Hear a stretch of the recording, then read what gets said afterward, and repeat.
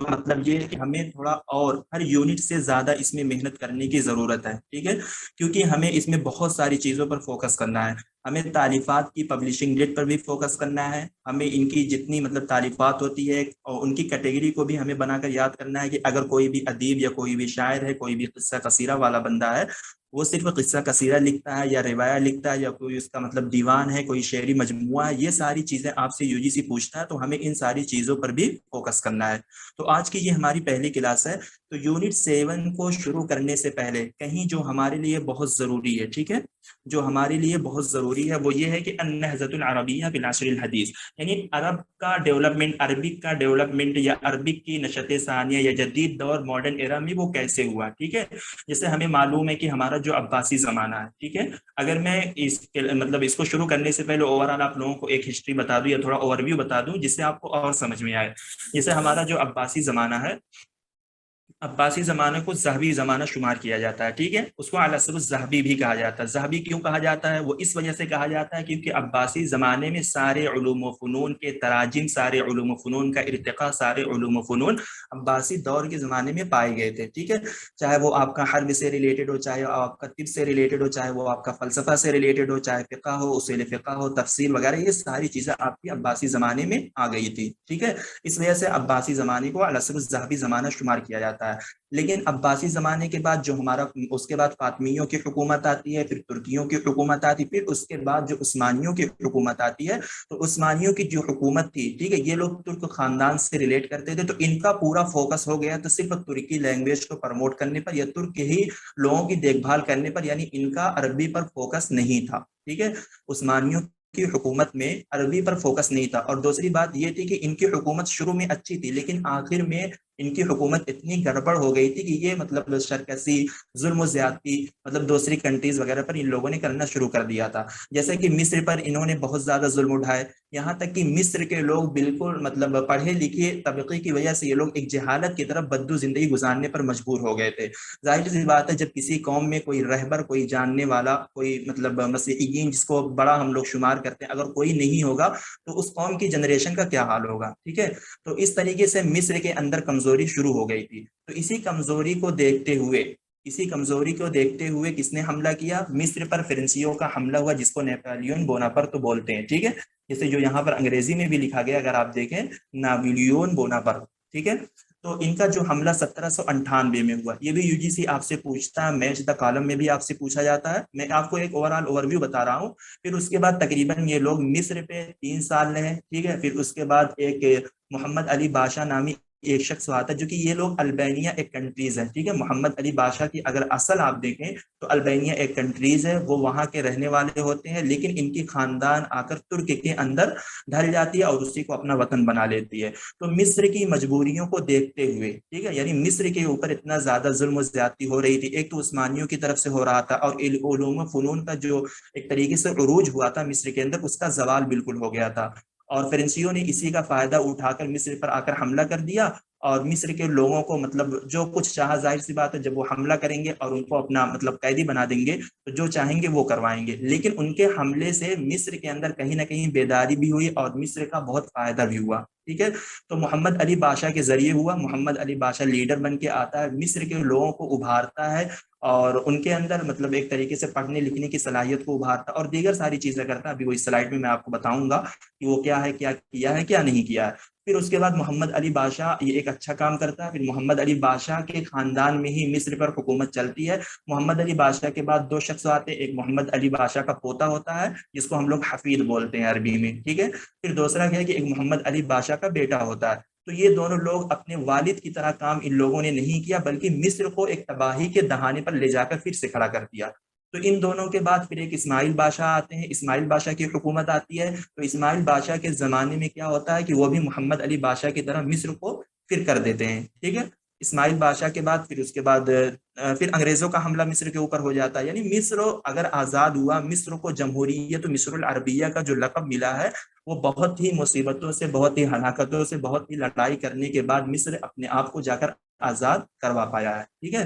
تو اسی کو ہم کہتے ہیں تو النہضۃ الحدیثہ فی بلاد العرب، ٹھیک ہے، النہضۃ الحدیثہ فی بلاد العرب. تو عرب کی جو ایک طریقے سے، اور النہضہ الحدیثہ کا پورا فوکس عرب کنٹریز میں یا پھر ہمارے عربک لٹریچر میں جو کیا جاتا، اس میں سب سے زیادہ فائدہ کس کو ہوا تھا؟ مصر کو ہوا تھا، کیونکہ ان کا حملہ جو ہوا تھا وہ مصر کے اوپر ہوا تھا. ٹھیک ہے. اگر میں آپ لوگوں کو بتاؤں تو یہاں سے شروع کرتا ہوں. تو دیکھیے، كانت 3 قرون قبل القرن التاسع عشر عهد الانحطاط بالنسبة إلى الأدب والكتابة. ٹھیک ہے. تو یہ کہتے ہیں کہ 19ویں صدی کے 3 صدی پہلے، ٹھیک ہے، جو ایک ادب کا یعنی ایک زوال کا زمانہ تھا ادب اور کتابت کا. ظاہر سی بات ہے، کیونکہ 19ویں صدی جو ہماری ہے، جس کو ہم لوگ فالو کرتے ہیں، تو وہ ہمارا ایک ڈیولپمنٹ یعنی نہضہ کا زمانہ شروع ہو گیا تھا. 19ویں صدی کی 3 صدی پہلے کا جو زمانہ تھا وہ عثمانیوں کی حکومت کی، یعنی ادب اور کتابت جو کہ عباسی زمانے سے مطلب بڑھتی ہوئی چلی آئی تھی، وہ دھیرے دھیرے کیا ہو رہی تھی؟ عثمانیوں کے زمانے میں یا عثمانیوں کی جو حکومت تھی وہ ختم ہوتی چلی جا رہی تھی. پھر اس کے بعد یہاں کہہ رہے ہیں وَكَانَ الشِّعْرُ الْعَرْبِي يُعَانِي مِنَ التَّخَلُّفِ وَالذَّوْقِ، اور یہ بھی کہہ رہے ہیں کہ جو عربی شعر ہے، ظاہر سی بات ہے جب ادب کا زوال ہو رہا تو اس کے ساتھ ساتھ عربی شعر بھی کیا ہو رہا تھا؟ بالکل کمزور ہو رہا تھا. ثم بدأت البلاد العربیہ تستقیل من سباتیہ، پھر یہ کہہ رہے ہیں کہ پھر عربی شہر یا عربی کنٹریز کے لوگ ہیں، مختلف طریقے سے ان لوگوں نے کیا کیا؟ بیدار ہونا وہ لوگ شروع ہو گئے. اور وہ کس وجہ سے بیدار ہونا شروع ہو گئے؟ وَتَأْخُذُ بِأَسْبَابِ النَّهْضَةِ الْحَدِيثَةِ مِنَ الْقَرْنِ التَّاسِعِ عَشَرِ لِلْمِيلَادِ، 19ویں صدی سے. ٹھیک ہے، 19ویں صدی سے وہ لوگ بیدار ہونا شروع ہوئے. کیوں ہوئے؟ کیونکہ جب وہ فرنسیوں کا مصر پر حملہ ہوا تھا، اس حملے کے بعد ہی مصر کے لوگوں کی کیا ہو گئی؟ آنکھ کھلی، اور وہ محمد علی بادشاہ ہی آ کر مصر کے لوگوں کو ابھارتا ہے. دیکھیے، پھر اس کے بعد یہ کہہ رہے ہیں کہ بدأت النهضة العربية في لبنان وسوريا بجهد المسيحيين في مجال الدراسية والثقافية. یہ کہہ رہے ہیں کہ عربی نہضہ کی شروعات کہاں سے ہوئی تھی؟ لبنان میں، سیریا میں، بجہد المسیحیین. مسیحیین سے مراد آپ بڑے رہبر کو مان سکتے ہیں. اس زمانے میں روحانیون کو بڑا رہبر مانا جاتا ہے. یعنی جیسے ہمارے یہاں بولتے ہیں کہ ہر گاؤں میں کوئی بھی ایک بوڑھا شخص ہوتا ہے جو مطلب نیو جنریشن سے زیادہ جاننے والا ہوتا ہے، جس کے پاس علم زیادہ ہوتا ہے، یعنی تجربہ زیادہ ہوتا ہے. ٹھیک ہے. فی مجالات الدراسیة والثقافیة. ولكن النهضة الشاملة ظهرت في مصر بعد الحملة الفرنسية تحت نابليون بونابرت على مصر 1798. ٹھیک ہے.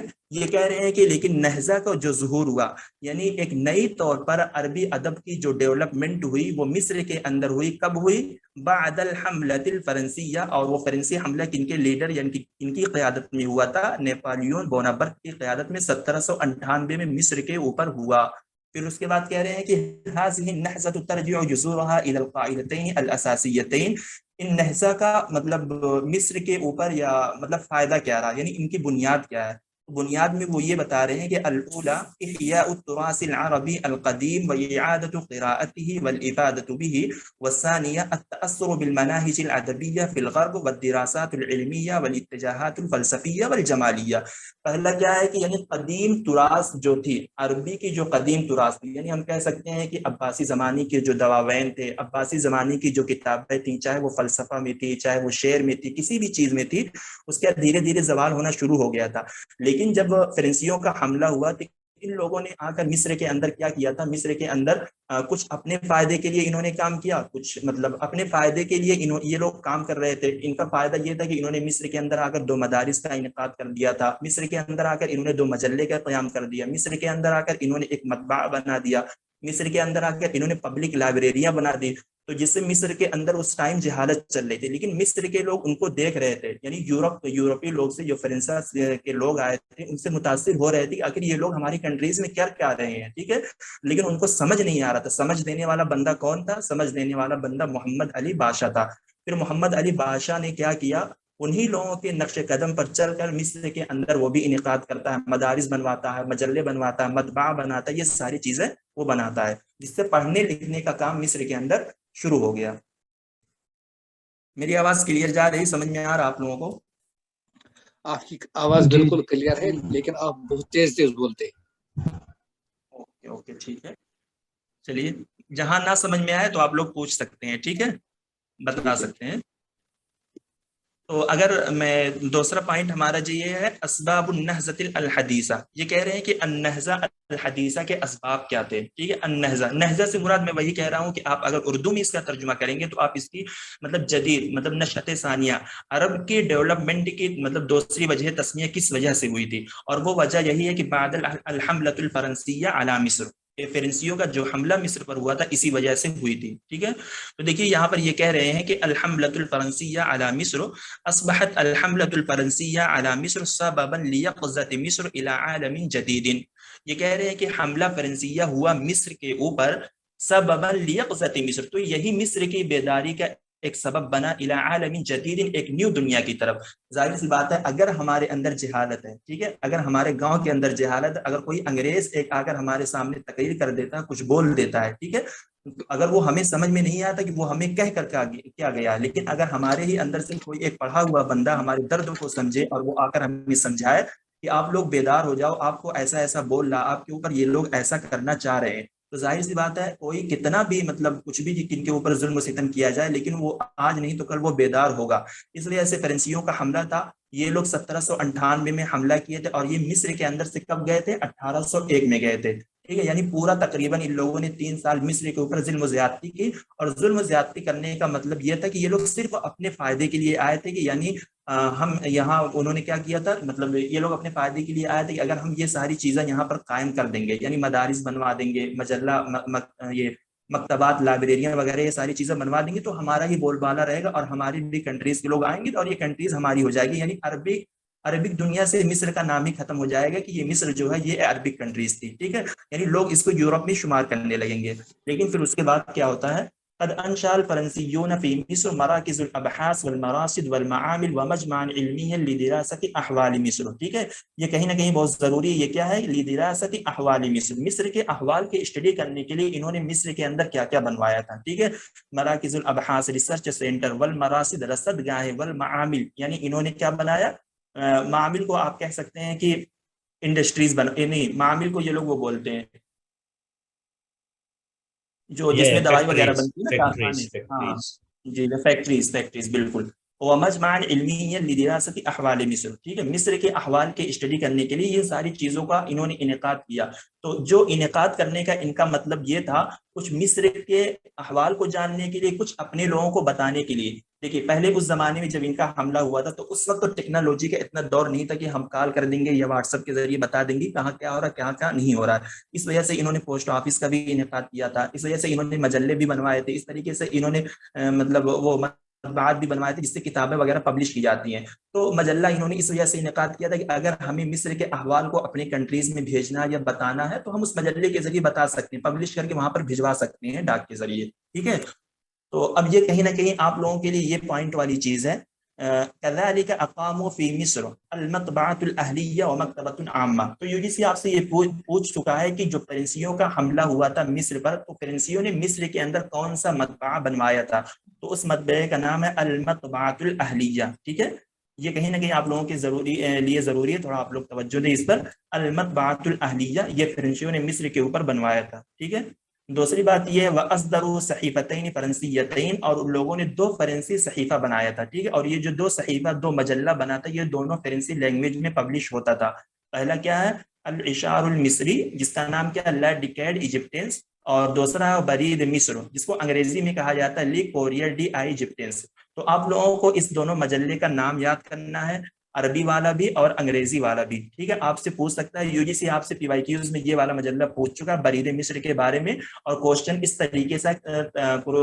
طریقے سے تھا کہ برید مصر یہ کس لینگویج میں پبلش ہوتا تھا، ٹھیک ہے۔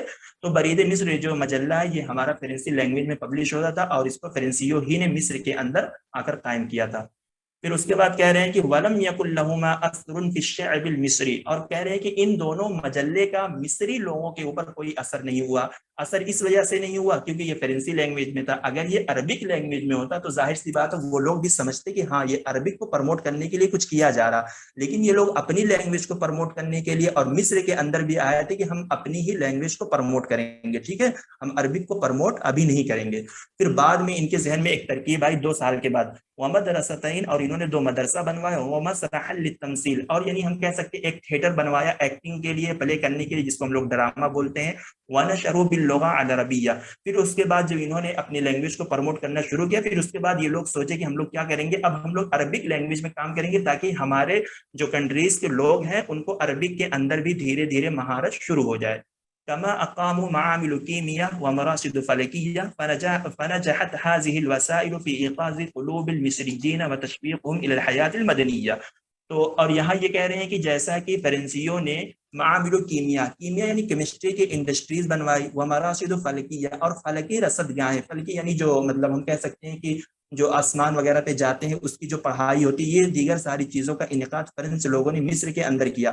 شوقی صاحب اس چیز کے بارے میں اپنی کتاب میں لکھتے ہیں کہ مصر کے لوگ کہتے تھے کہ جو معامل کیمیا فرنسیوں نے مصر کے اندر بنوایا تھا وہ ان کے لیے ایک ایسی چیز تھی جس کو انہوں نے اپنی زندگی میں کبھی کہیں پر دیکھا بھی نہیں تھا۔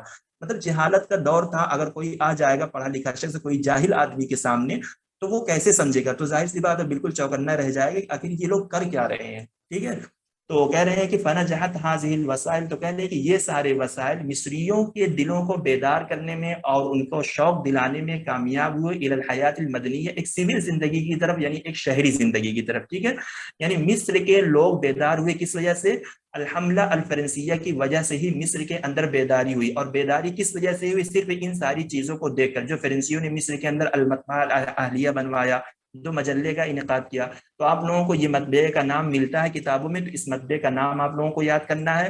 ان دونوں مجلے کا نام ملتا ہے آپ کو، یہ مجلے کا نام آپ کو یاد کرنا، عربی اور انگریزی دونوں میں آپ کو یاد کرنا ہے، ٹھیک ہے۔ اور اس کے بعد یہ دونوں مجلہ ان کا صرف کس میں تھا؟ فرنسی لینگویج میں تھا۔ مدرسے کا نام صرف کہا جاتا ہے کہ 2 مدرسہ بنوایا گیا، ٹھیک ہے، لیکن مدرسے کا نام کسی کتاب میں نہیں ملتا۔ نہ حنا فاخوری نے اس کا تذکرہ کیا، نہ شوقی ضیف نے تذکرہ کیا، اور نہ جرجی زیدان نے اس کا تذکرہ کیا کہ وہ 2 مدرسے کون کون سے تھے، اس مدرسے کا کوئی نام تھا یا نہیں تھا، ٹھیک ہے۔ تو آپ سے اگر UGC پوچھ بھی سکتا ہے نا، تو وہ اس طریقے سے پوچھے گا کہ فرنسیوں نے مصر کے اندر 2 مدرسے بنوائے کہ 3 مدرسے بنوائے، 1 مدرسے بنوائے، تو لہٰذا آپ لوگوں کو یہ بھی یاد رہنا چاہیے، ٹھیک ہے۔ سمجھ میں آ رہا ہے؟ جی سر، جی جی بالکل۔ ٹھیک ہے، آپ دیکھیے لیکن یہ جو ہے سر ونشروا باللغۃ العربیہ، تو پھر عربی زبان میں کیا کیا کام آگے آ رہا ہے کیا؟ جی جی بالکل، نہیں دیکھیے، ان لوگوں نے عربی زبان میں کیا کام کیا فرنسیوں نے؟ ہاں دیکھیے ایک منٹ، اس کی یہ وضاحت کرنی۔ جی جی بالکل، یہ جو 2 صحیفہ انہوں نے قائم کیا تھا، ٹھیک ہے، ان کا یہ فرنسی لینگویج میں تھا، لیکن ان کا مصری لوگوں پر کوئی مطلب کوئی اثر نہیں تھا۔ یہ جو مدرسہ ان کا بنا تھا نا، مدرسے میں یہ لوگ کیا کرتے تھے، جو مصر کے کچھ بڑے بڑے لوگ تھے نا، ان کو پکڑ کر، مطلب ظاہر سی بات ہے جب ان کی حکومت تھی تو یہ مصر کے لوگوں کو قیدی بنا کر رکھے ہوئے تھے، تو ان کے جو کچھ بڑے بڑے ماہرین لوگ تھے تو ان کو پکڑ کر یہ لوگ عربی کا کام کرواتے تھے، یعنی اپنے لیے پڑھتے تھے، اپنے بچوں کو اس کے اندر داخل کر کے پڑھواتے تھے، اور پھر دیگر ساری چیزوں کو عربی میں وہ لوگ نشر بھی کرتے تھے،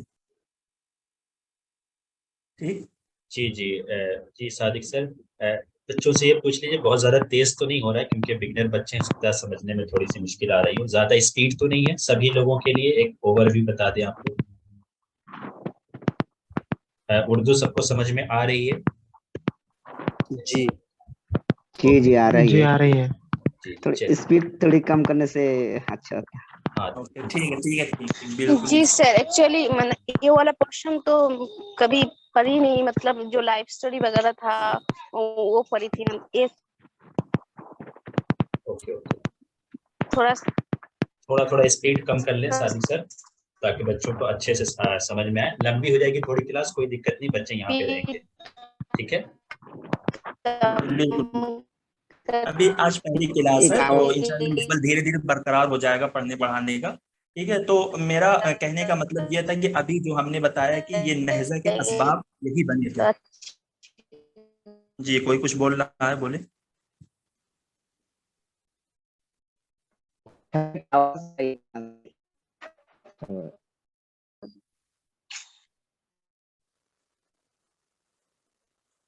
ٹھیک ہے، تو یہ فرینچ لوگوں کا حملہ مصر پر ہوا تھا، اور حملہ انہوں نے کس وجہ سے کیا میں نے آپ کو یہ بھی بتایا، کیونکہ مصر کے اندر کمزوری تھی، اور وہ کمزوری کس وجہ سے آئی تھی؟ عثمانیوں کی حکومت کی وجہ سے ہی مصر کے اوپر کمزوری آئی تھی، ٹھیک۔ تو اسی کمزوری کو دیکھتے ہوئے فرینچ کے لوگوں نے مصر پر حملہ کیا تھا، لیکن ان کے حملے کی وجہ سے مصر کا بہت زیادہ فائدہ ہوا، اور اس فائدہ صرف مصر کا نہیں ہوا بلکہ پوری عربک کنٹریز کا ہوا، ٹھیک ہے۔ تو کہیں نہ کہیں اگر انہوں نے حملہ کیا، اس حملے کی وجہ سے ہی مصر کے اندر بیداری آئی، انہی لوگوں کو دیکھ کر مصر کے لوگوں نے اپنے لیے کیا کیا؟ ایک راستہ چن لیا، اپنی ایک کامیابی کا راستہ چن لیا۔ اب دیکھیے مصر کی کامیابی کا جو سلسلہ شروع ہوتا ہے وہ یہیں سے شروع ہوتا ہے، ٹھیک۔ میں نے آپ کو یہی بتایا کہ ان کا جو حملہ ہوا تھا 1798 میں ان کا حملہ ہوا تھا، اور 1801 میں یہ لوگ مصر سے گئے تھے، ٹھیک۔ پھر اس کے بعد اب آتے ہیں یہ مساہمات محمد علی بادشاہ، محمد علی بادشاہ یہ کون تھے, کیا ہے ان کا کردار کیا رہا ہے, تو یہ یہی ہے مساہمات محمد علی بادشاہ. کان محمد علی بادشاہ الملقب بالعزیز او بعزیز مصر. تو یہ بھی آپ لوگوں کے لیے ضروری ہے کہ محمد علی بادشاہ کا لقب کیا ہے, ٹھیک ہے, بعزیز او بعزیز مصر کے نام سے یہ جانے جاتے ہیں. اور ان کی پیدائش اگر آپ لوگ تھوڑا ایکسٹرا یاد کرنا چاہتے ہیں تو آپ ضرور یاد کر لیں, کیونکہ محمد علی بادشاہ کے تعلق سے عربک میں بھی کوشچن پوچھا جاتا ہے, BA میں بھی پوچھا جاتا ہے, PhD میں بھی پوچھا جاتا ہے, میچ دا کالم میں ان کی تاریخ پیدائش بھی پوچھی جاتی ہے, ٹھیک ہے. تو آپ لوگ یاد کر سکتے ہیں 1769 میں ان کی پیدائش ہوئی اور 1849 میں ان کی وفات ہوئی. ان کو کیا کہا جاتا ہے, بانی مصر الحدیثہ, یعنی النہضہ جو ہے مصر کے لوگوں کو ابھارنے والے یہی ہیں, مصر کو کامیابی کی طرف لے جانے والے یہ وہی شخص ہیں جن کا نام ہے محمد علی بادشاہ. اس کے بعد یہاں پر بتا رہے ہیں لم یکن ترکی الاصل بل کان البانیا الا انه واسرته صبغوا انفسهم بالصبغه الفرنسیہ. کہہ رہے ہیں کہ یہ ترکی الاصل نہیں تھے, بل کان البانیا, بلکہ وہ البانی تھے. البینین بولتے ہیں, البینین یورپ کی ایک کنٹریز ہے, ٹھیک ہے, ایک بہت چھوٹی سی کنٹریز ہے. تو ان کی اصل جو ہے یہ لوگ البانی تھے, ٹھیک ہے. تو آپ سے یہ پوچھا جا سکتا ہے کہ محمد علی بادشاہ کی اصل کیا تھی, تو ان کی اصل اگر آپ سے پوچھی جائے تو یہ البانی تھے, لیکن ان کی خاندان نے اپنے آپ کو مطلب کیا کر لیا تھا. دیکھیے یہاں پر فرنسیہ لکھا گیا ہے تو یہ غلط ہو گیا, ٹھیک ہے, یہ ترکیہ ہوگا, ٹھیک ہے. اس کو PDF ہم صحیح کر کے آپ لوگوں کو دیں گے, مگر ان کے خاندان نے اپنے آپ کو ترکی رنگ میں ڈھال لیا تھا, یعنی ان کی ساری خاندان آ کر ترکی کے اندر بس گئی تھی. لما غادر الفرنسیون مصر 1801 میلادی, یہ کہہ رہے ہیں کہ جب فرنسیوں نے مصر کو چھوڑا, اصبح محمد علی حاکما علی مصر سن, یہ 1805 سے لے کر 1848 تک محمد علی حاکم ہوئے مصر پر. کب, 1805 سے لے کر 1848 تک, ٹھیک ہے. دیکھیے 48 تک ان کی حکومت رہی, 49 میں ان کا انتقال ہو جاتا ہے. تو یہ کب گئے, ان کا حملہ جو ہوا 1798 میں ہوا. 1801 میں فرنسیوں نے مصر کو چھوڑا, کیونکہ محمد علی بادشاہ مصر کے اندر 1800 یعنی 1798 کیا مطلب ہم کہہ سکتے ہیں کہ 1800 ہی سے یہ مصر کے اندر آ گئے تھے. مصر کے لوگوں کو ابھارتے مطلب یہ ایک کامیابی ان کو کم ملی, محمد علی بادشاہ کو 1805 میں ملی, ٹھیک ہے. تو 1805 میں محمد علی بادشاہ کیا ہوئے, مصر پر حاکم ہو گئے, اور ان کی حکومت کب تک چلی, 1848 تک چلی.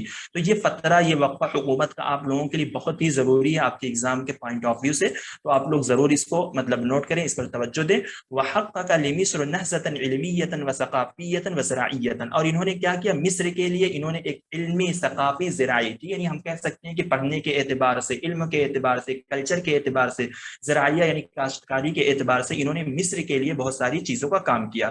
پھر اس کے بعد انشا محمد علی عددا من المدارس. اب یہیں سے محمد علی بادشاہ کا کارنامہ شروع ہوتا ہے.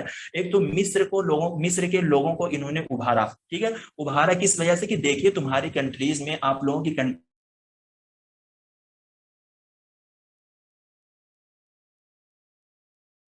پیدا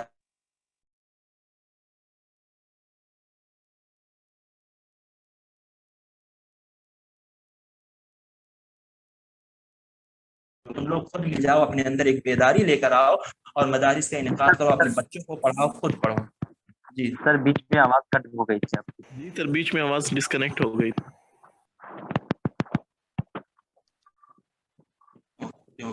اب کلیئر ہے آواز؟ جی سر کلیئر ہے.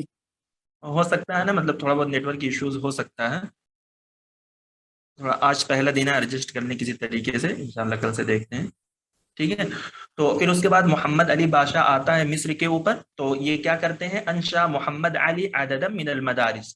تو محمد علی چند مدارس کو بناتے ہیں کہاں پر, مصر پر, ٹھیک ہے. واستقدم الاساتذہ من اوروبا فرنسا للتدریس والتالیف فی هذه المدارس. تو محمد علی بادشاہ انہی کے نقش قدم پر چلتا ہے. مصر کے اندر محمد علی بادشاہ آتا ہے, کن کے نقش قدم پر چلتا ہے, فرنسیوں کے نقش قدم پر چلتا ہے, کیونکہ فرنسا کے جو لوگ تھے وہ پڑھے لکھے لوگ تھے, ٹھیک ہے, ان کو معلومات تھی, وہ تھوڑا بہت ڈیجیٹلائز طریقے سے بھی مطلب وہ واقفیت یورپ کے لوگ رکھتے تھے. آج بھی یورپ کے لوگوں کو زیادہ مطلب اہمیت دی جاتی ہے بالمقابل دوسری چیزوں کے بالمقابل میں. تو محمد علی بادشاہ آتے ہیں, مصر کے اندر مدارس کا انعقاد کرتے ہیں, اور اس مدارس کے اندر پڑھانے کے لیے وہ کہاں سے ٹیچر کو بلاتے ہیں, اوروبا سے, یعنی فرنسا سے ہی ٹیچر کو بلاتے ہیں, للتدریس والتالیف فی هذه المدارس, ٹھیک ہے. تو ان ٹیچر میں 2 ٹیچروں کا نام ملتا ہے. ان 2 ٹیچروں کو مطلب اپنی کتاب میں हसन ज़यात ने भी इनका नाम दिया है, शौकी ज़ैब ने भी इनका नाम दिया, इन दो टीचरों का नाम, और हन्ना पाखूरी ने भी इन दो टीचरों का नाम अपनी किताब में दिया है। इस वजह से ये चीज़ें हाईलाइट की गई हैं, तो आप लोग इस पर ज़रूर फोकस करें। हो सकता है आपसे पूछा जा सकता है कि मोहम्मद अली बादशाह ने प्रिंसेस से पढ़ाने के लिए मतलब किस टीचर को बुलाया था, तो आपको अजीब अजीब सा नाम वहां पर दे सकते हैं। तो एक नाम आता है डॉक्टर कलोद बिक मुअस्सिसुत-तिब्बिया, मुअस्सिसुत-तिब्बिया से मुराद मेडिकल फाउंडर, ठीक, एक ये टीचर थे। दूसरे वजह मार्क बिक मुदीरुल बिअसतुल मिस्रिया, तो इनको बुलाया था इनको बुलाया था, ये थोड़ा बहुत पढ़ाते भी थे, लेकिन मिस्र से जो वक्त जाता था अरूबा पढ़ने के लिए, ठीक है, फ्रेंसा पढ़ने के लिए मिस्र से मोहम्मद अली बादशाह की हुकूमत में जो वक्त जाता था पढ़ने के लिए, तो जो मार्क बिक की निगरानी में ही ये वक्त जाता था, ठीक है। वबाअस बिमन अंजबत तिलकल मदारिस इला फरंसा सन 1826 लियस्तफीदु व यस्तज़ीदु। ये कह रहे हैं कि जो कुछ इस मदारिस से पढ़कर बच्चे निकले थे, ठीक है, फिर मोहम्मद अली बादशाह ने, जैसे मोहम्मद अली बादशाह का जो मदरसा बना, ठीक है, उस मदरसे में मिस्र के बच्चों को पढ़ाया गया, मिस्र के लोगों को पढ़ाया गया, यानी उनका बेस बनाया गया ताकि उनको ओवरऑल चीजें मालूमात, मतलब ओवरऑल एक तरीके से उनको मालूम हो जाए। ऐसा नहीं कि बिल्कुल मतलब जहालत के दौर में ही वो यूरोप की तरफ चले जाए, तो वो क्या सीख कर आएंगे। तो मोहम्मद अली बादशाह ने पहले मदारिस बनवाया, उस मदारिस में टीचरों को बुलाया फ्रेंसा से, जिसमें इन दो टीचरों का नाम आता है। फिर उस मदारिस से जो बच्चे पढ़कर निकलते हैं तो उनको फ्रेंसा की तरफ भेजते हैं 1826 में। तो लिहाजा ये जो 1826 का दौर मिलता है आपके सिलेबस में एक मौजूद है, रिफाआ राफिउत तहावी, ठीक है, तो वो भी इस वक्त के अंदर जाते हैं। आपसे यूजीसी पूछ चुका है कि 1826 के वक्त में कितने बच्चे गए थे और आपके सिलेबस के अंदर कौन हजरात मौजूद हैं। तो हमारे सिलेबस में रिफाआ राफिउत तहावी का नाम सिरे फहरिस्त तो आता है, वो भी इस वक्त के अंदर गए थे जिनको मोहम्मद अली बादशाह ने फ्रेंसा की तरफ भेजा था पढ़ने के लिए। तो देखिए अब यहाँ कह रहे हैं फलम्मा आद उलाइका तलबा व कानू अरबातु व अरबईन व अखज़ु तालीम फी तराजिम। तो जब ये तलबा लौटे और वो लोग कितने थे, 44 थे। तो मोहम्मद अली बादशाह ने 1826 में वफ्द भेजा पढ़ने के लिए। सर वबाअस बिमन अंजबत तिलकल मदारिस, यहाँ से थोड़ा तर्जुमा कीजिएगा। जी जी बिल्कुल। वबाअसा, और भेजा उस शख्स को, बिमन अंजबत तिलकल मदारिस, जिनको इन मदारिस ने पैदा किया। किन मदारिस ने? जिनको मोहम्मद अली बादशाह ने मिस्र के अंदर बनाया था। ये है ना ऊपर, अंशा मोहम्मद अली अददम मिनल मदारिस, तो उन्हीं मदारिस में पढ़ने के लिए टीचरों को बुलाया था। फिर उन मदारिस में जो टीचर मिस्र के जो लोग पढ़ कर निकले थे, फिर उन्हीं लोगों को फ्रेंसा की तरफ भेजा था पढ़ने के लिए 1826 में, ताकि वो वहां से फ्रेंसा से हायर एजुकेशन लेकर आए, आली तालीम को लेकर आए। समझ में आया? ओके सर, ठीक है। तो मैं कह रहा हूं कि वो वक्त जो गया 1826 में गया, और वो वक्त कितने पर मुश्तमिल था? 44 बच्चों पर मुश्तमिल था। वहां जाकर उन लोगों ने क्या किया, क्या सीखा? वअख़ज़ु तालीम फी तराजिम। तो वो लोग वहां पर जो सीखे थे वो सिर्फ तराजिम पर उनका फोकस था, यानी ट्रांसलेशन पर फोकस था, यानी लैंग्वेज को सीखने पर उनका फोकस था।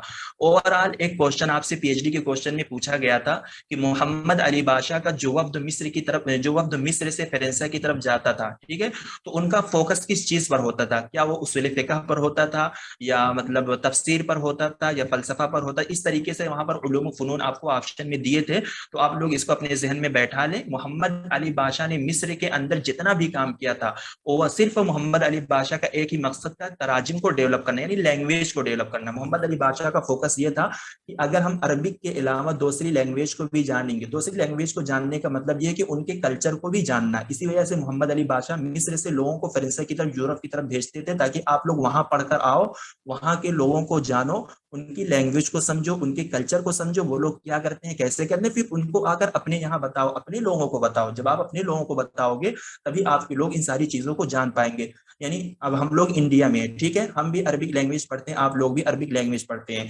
लेकिन अभी अगर हम लोग सऊदीया चले जाते हैं या दुबई, कोई भी अरबिक कंट्रीज चले जाते हैं, तो हम लोग कहते हैं कि यार देखो ये सारी चीज हमें यहाँ पर रटनी पड़ती है, हर फल का नाम रटना पड़ता है, अरबिक में क्या होता है। लेकिन वहां रहते हुए, वहां के कल्चर को समझते हुए, वहां हमें मश्क भी नहीं करनी पड़ती, हमारी अरबी अच्छी भी हो जाती है, और सारे मवाद वगैरह, मुफरदात, वोकैबुलरीज जो होती है, वो सारी चीजें बहुत ऑटोमेटिक हमारे अंदर आ जाती हैं।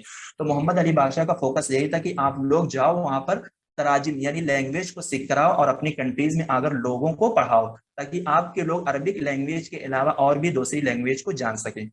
ठीक, समझ में आ रहा है ना मैं क्या कहना चाह रहा हूँ? जी जी सर। ठीक है, ثم توالت البعثات العلمیہ المصریہ الی اوروبا للدراسۃ العالیہ بالازہر الشریف. یہ کہہ رہے ہیں کہ پھر لگاتار ثم توالت البعثات العلمیہ، پھر جو علمی وفد وہ لگاتار مصر سے یورپ کی طرف جانے لگا للدراسۃ العالیہ ہائر ایجوکیشن کے لیے بالازہر الشریف، یعنی ازہر الشریف، ازہر شریف سے جو بچے پڑھتے تھے، جامع ازہر جن کا نام ہے، مطلب جامع ازہر سے جو بچے پڑھتے تھے، تو اس وقت جامع ازہر بالکل چھوٹا تھا. ہم کہہ سکتے ہیں کہ اس کے اندر مطلب اتنے زیادہ مواد نہیں تھے، یا پھر اتنی زیادہ آج کے دور میں جو اس کے اندر ترقی ہوئی اس زمانے میں اتنی نہیں ہوئی تھی جتنا آج ہے. تو ازہر سے جو بچے پڑھتے تھے ان کو محمد علی بادشاہ کیا کرتے تھے، اوروبا کی طرف بھیج دیتے تھے ہائر ایجوکیشن کو پڑھنے کے لیے.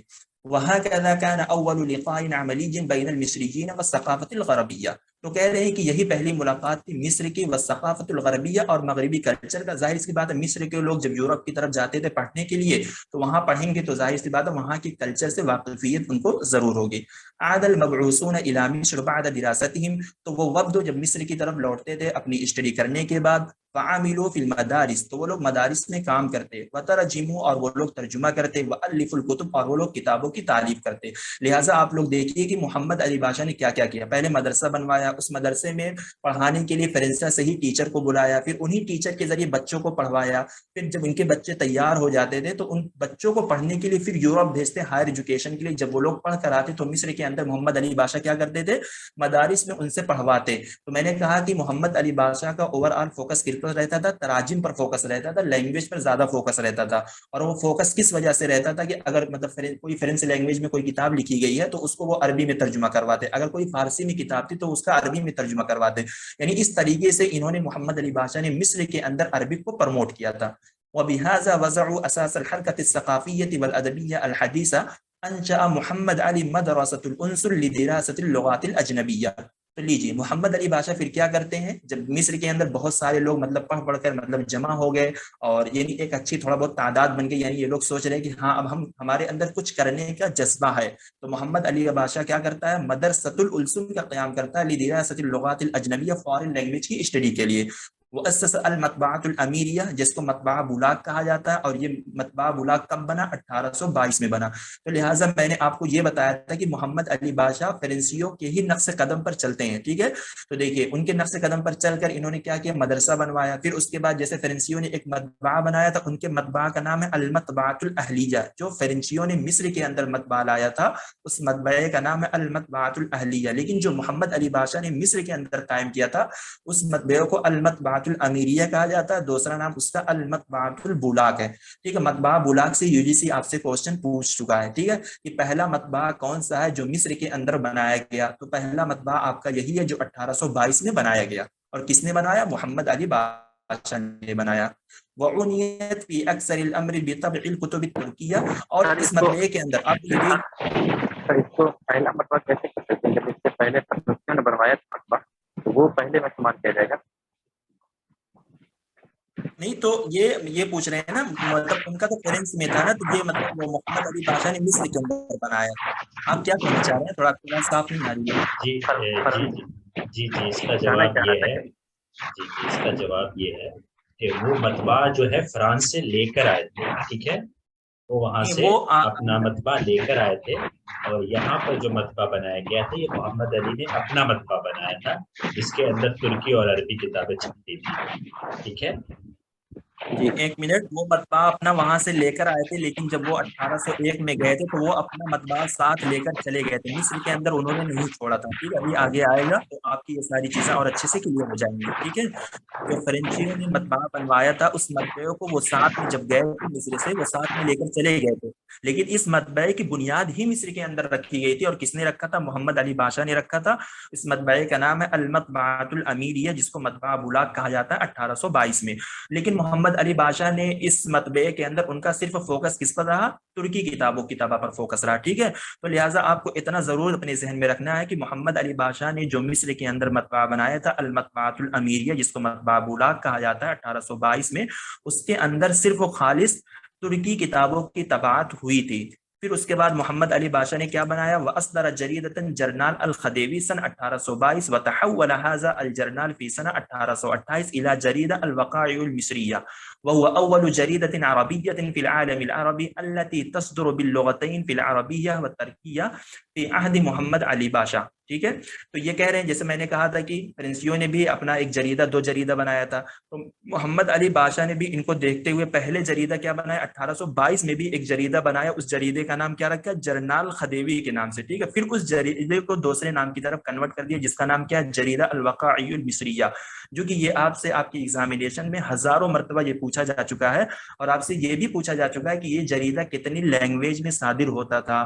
آپ سے یہ بھی پوچھا جا چکا ہے کہ 1 لینگویج میں, 2 لینگویج میں, 3 لینگویج میں, 4 لینگویج میں. ایک کوشچن اس ٹائپ کا بنا ہے, دوسرا کوشچن اس ٹائپ کا بنا ہے کہ عربی ترکی میں یا عربی فرنسی میں یا مطلب اس طریقے سے عربی لاطینی میں, ایسے کوشچن بنے.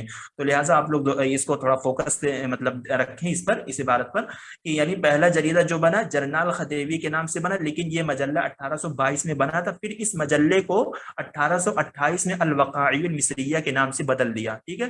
اب اسی کو لہٰذا اسی کو کہا جاتا ہے وہی اول جریدۃ عربیہ فی العالم العربی التي تصدر باللغتين فی العربیۃ والترکیہ فی عہد محمد علی باشا. تو دیکھیے محمد علی باشا کے زمانے میں الوقائع المصریہ 2 لینگویج میں پبلش ہوتا تھا, ٹھیک ہے, عربی میں اور ترکی میں. لیکن ان کا جو مطبعہ تھا المطبعۃ الامیریہ, وہ صرف اس کے اندر ترکی کتابوں کی طباعت ہوئی تھی. لیکن وحینما اسندت ریاست الی رفاعہ الطحاوی تصدر خالصا فی اللغہ العربیہ, محمد علی باشا کے بعد جب الوقائع المصریہ کی ریاست رفاعہ رافع الطحاوی کی طرف منسوب کی گئی, تو انہوں نے صرف اس کو کیا کر دیا, خالص یہ عربی لینگویج میں مطلب یہ مجلہ پبلش ہوتا تھا. محمد علی باشا کے زمانے میں عربی اور ترکی میں یہ پبلش ہوتا تھا, اور رفاعہ رافع الطحاوی کے پاس جب یہ مجلہ آیا تو رفاعہ رافع الطحاوی نے اس کو خالص کیا کر دیا, عربی میں کنورٹ کر دیا, ٹھیک ہے. اس کے بعد یہاں کہہ رہے ہیں یقوم محمد علی انجازات فی مصر وکذالک حذف بشیر الشہابی فی لبنان لمحمد علی. یہ کہہ رہے ہیں کہ محمد علی اپنے جی سر یہ رفعت طحاوی کی طرف ریاست کب منسوب ہوئی ہے اور انہوں نے کب عربی زبان میں اس کو کنورٹ کیا, یہ تاریخ ملتی ہے؟ 1 منٹ میں آپ کو یہ ضرور بتاؤں گا. اس کی جو ریاست ان کو دی گئی ہے وہ 1850 میں دی گئی ہے, ٹھیک ہے. میں یہاں اس میں اس سلائیڈ میں اس وجہ سے یہ ساری چیزیں کو نہیں ایڈ کیا ہوں کیونکہ رفاعہ رافع الطحاوی آپ کے سلیبس کے اندر موجود ہے, تو جب ان کا تذکرہ آئے گا تو وہاں پر میں یہ ساری چیزیں آپ کو ڈیٹیل میں بتاؤں گا. اگر آپ لکھنا چاہتے ہیں تو لکھ لیں. ان کی جو ریاست دی گئی ہے رفاعہ رافع الطحاوی کو 1850 میں دی گئی ہے, ٹھیک ہے. اور جب 1850 میں ہی یہ رئیس بنے تھے اس مجلے کے, تو انہوں نے کیا کر دیا تھا, اس کو عربی میں کر دیا تھا, یعنی وہاں پر پھر وہ عربی میں ہی نکلتا تھا وہ مجلہ, ٹھیک ہے. تو پھر یہ کہہ رہے ہیں کہ جی محمد علی کا کوئی ٹائٹل تھا یا کوئی خاندان, جی خدیوی کوئی ڈائنیسٹی تھی, خدیوی اسماعیل, خدیوی توفیق, یہ سب؟ ہاں یہ خاندانی لقب ہے, خاندانی لقب ہے. جیسے بادشاہ ایک خاندان ہے, اسی طریقے سے خدیوی بھی ایک خاندان ہے. Okay sir, thank you. تو پھر یہ دیکھیے یہ کہہ رہے ہیں کہ محمد علی اپنے کارنامے کو مصر میں انجام دے رہے تھے. اسی طرح بشیر الشہابی نامی ایک بندہ تھا, محمد علی کے نقش قدم پر انہی ساری چیزوں کو یعنی انہی ساری چیزوں سے مطلب کیا کر رہا تھا, انہی کے نقش قدم پر لبنان کے اندر وہ کام کر رہے تھے. تو اس کو حسن زیاد نے لکھا. دیکھیے حسن زیاد پہ تھوڑا بہت فوکس ہوتا ہے, تو آپ سے پوچھ سکتے ہیں کہ محمد علی کے نقش قدم پر لبنان کے اندر کون کام کر رہا تھا, اس کا نام کیا, بشیر الشہابی نامی یہ شخص ہے, جو کہ جیسا محمد علی مصر کے اندر یہ سارا کارنامہ انجام دے رہے تھے, مصر کے لوگوں کو پڑھا رہے تھے, مدارس بنوا رہے تھے, مطبعہ کا قیام کیا تھا, یہ مجلے وغیرہ کا قیام کیا تھا, اسی طریقے سے بشیر الشہابی لبنان کے اندر ان سارے کاموں کو انجام دے رہے تھے, ٹھیک ہے. تو آپ لوگوں کو مساہمات محمد علی باشا یہ سمجھ میں آیا کہ محمد علی باشا کا مصر کے لیے کیا کیا کردار رہا. یہیں سے مصر کی ترقی شروع ہوتی ہے الحملہ الفرنسیہ کے بعد. جی آپ لوگ بتا دیں. جی سر. ٹھیک ہے. دیکھیے اب یہ محمد علی باشا کا زمانہ تھا, ٹھیک ہے. یعنی ہم کہہ سکتے ہیں کہ محمد علی باشا مطلب 49 میں ان کی وفات ہوتی ہے. 1805 سے لے کر 1848 تک انہوں نے مصر کے اوپر حکومت کی. تو ان کے بعد ٹھیک ہے یعنی اب محمد علی باشا کا زمانہ یہاں سے ختم ہو جاتا ہے. پھر اس کے بعد کن کا زمانہ آ جاتا ہے, وَأَخَذَتْ هَذِهِ النَّهْضَةُ الْمُبَارَكَةُ تَنْمُو رُوَيْدًا حَتَّى وَلَّى الْأَمِيرُ سعید باشا وعباس باشا وقف تیارها لعدم لرغبت هذه الاميريين عن التعليم والعلم.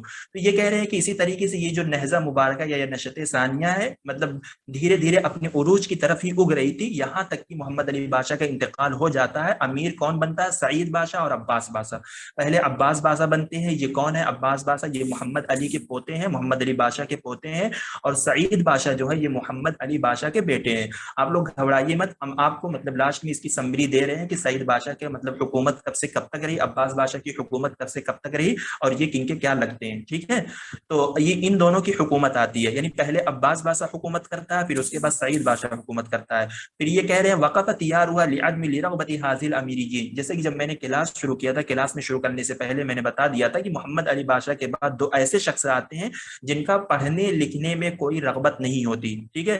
یعنی ان کے دادا نے، ان کے ابو نے جو کچھ مصر کے لیے کیا تھا، یہ لوگ کیا کہ اس کو ڈبا دیے تھے بالکل، یعنی ایک تباہی کے دہانے پر لے جا کر مصر کو کھڑا کر دیا تھا۔ ان لوگوں نے کیا کہ یہ لوگ شراب نوشی کا قیام کر دیا تھا مصر کے اندر۔ محمد علی بادشاہ نے جو مدارس بنوائے تھے، عباس بادشاہ نے اس کو بند کروا دیا تھا۔ محمد علی بادشاہ جو وفد بھیجتے تھے ڈیلیگیشن پڑھنے کے لیے، اس کو بھی سعید بادشاہ، عباس بادشاہ، ان دونوں نے ایک ہی جیسا کام کیا، جیسا عباس بادشاہ نے کام کیا اسی طریقے سے سعید بادشاہ نے کام کیا، یعنی ان لوگوں نے تعلیم اور تعلیم سے ریلیٹڈ کوئی ایک بھی اچھا کام نہیں کیا۔ تو ان کی حکومت یہیں پر ختم ہوتی ہے۔ وبعد ذلك جلس اسماعیل بادشاہ علی اریکۃ الخدیویہ 1863، پھر اس کے بعد کرسی پر کون بیٹھتا ہے؟ خدیوی خاندان کا ایک بندہ آتا ہے جس کا نام کیا ہے؟ اسماعیل بادشاہ۔ 1863 میں پھر اسماعیل بادشاہ آتے ہیں۔ فتح ما اغلق، وہ کھول دیتا جو کچھ ان دونوں نے بند کیا تھا، سعید بادشاہ اور عباس بادشاہ نے جو مدارس وغیرہ کو بند کیا تھا، تو ان ساری چیزوں کو اسماعیل بادشاہ آتا ہے، کھول دیتا ہے، وزاد علیہ، اور زیادہ بھی کرتا ہے۔ یعنی اگر مان لیجیے اس ٹائم 10 مدارس رہے ہوں گے تو اسماعیل بادشاہ 10 مدارس کے علاوہ 20 مدارس کا انعقاد کر دیتا ہے، ٹھیک ہے؟ دیکھیے یہاں پر خود ہی کہہ رہے ہیں فانشاء المدارس للعلوم والہندسہ والطب وعاد الى ارسال البعوث اوروبا، مدارس کا انعقاد بھی کرتے ہیں طب کے لیے، حرب کے لیے، اور جو ڈیلیگیشن جو پڑھنے کے لیے وفد اوروبا کی طرف جاتا تھا، ان ساری چیزوں کو بھی اسماعیل بادشاہ نے پھر سے کیا کر دیا؟ اوپن کر دیا کہ ہاں لوگ پڑھنے جائیں اور پڑھ کر آئیں، مصر کے لوگوں کو پڑھائیں۔